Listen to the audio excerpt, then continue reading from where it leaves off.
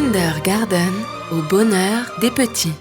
Bonjour, je suis Mahi Soukaina, psychologue clinicienne rattachée à Kindergarten. Donc aujourd'hui, nous allons discuter de l'importance de parler avec vos enfants. Alors pourquoi est-ce que c'est important? Tout d'abord, il faut savoir qu'un enfant avant 7 ans ne sait pas poser des mots sur ce qu'il ressent.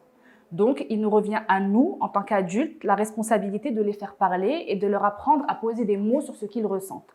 En général, quand il y a quelque chose qui ne va pas, on va le voir au niveau de leur comportement, comme par exemple, maman, papa, j'ai mal avant d'aller à l'école, j'ai mal au ventre, ou devenir plus agressif avec ses frères et sœurs, ou encore l'heure du coucher qui devient ingérable tout d'un coup, comme ça, alors que tout se passait très bien.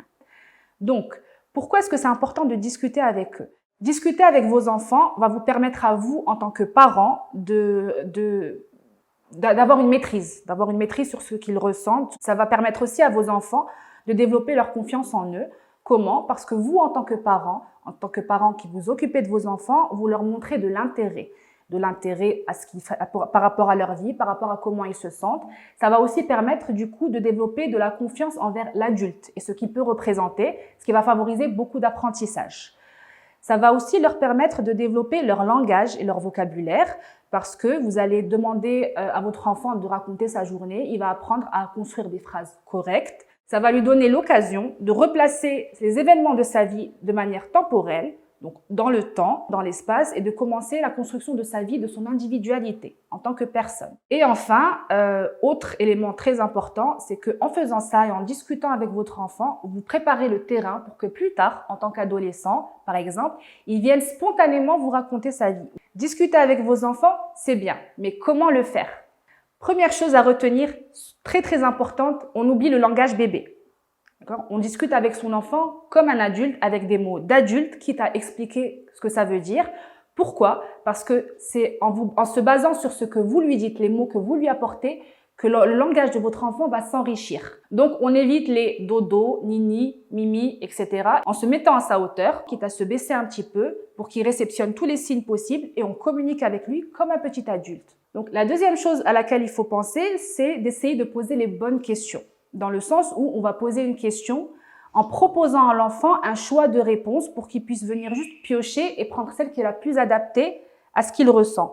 Par exemple, face à un comportement qui change de votre enfant, typiquement l'agressivité envers son frère ou sa sœur, on va prendre l'enfant, au lieu de lui dire « mais qu'est-ce qui t'arrive, qu'est-ce que tu fais, pourquoi tu es comme ça, etc. » Ce qui va venir rajouter de l'angoisse parce que l'enfant ressent mais ne sait pas ce qui se passe, ça va le stresser encore plus. Donc, on va plus aller vers une question du type « est-ce que tu te sens en colère ou frustré? Est-ce que tu te sens triste ou humilié ?» Autre technique qu'on peut utiliser, c'est celle que nous, en tant que psychologues, on utilise très souvent avec les enfants, c'est le jeu. D'ailleurs, je vous renvoie à la précédente vidéo où on aborde l'importance justement du jeu. Vous allez vous servir de Playmobil, de Lego, de marionnettes, de petits personnages et l'enfant va venir projeter sa journée ou ce qu'il ressent sur les personnages qu'il utilise en fait.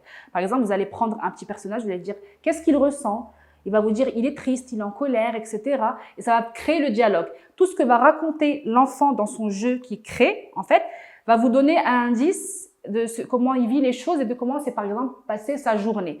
Le dessin aussi. Alors le dessin est encore une technique que les psychologues utilisent très souvent. Alors bien entendu, comme pour le jeu, il n'est pas question pour vous de venir interpréter quoi que ce soit. Ça va juste vous donner une occasion de le laisser s'exprimer. Vous lui donnez une feuille de dessin, vous ne posez pas des questions intrusives ou beaucoup de questions.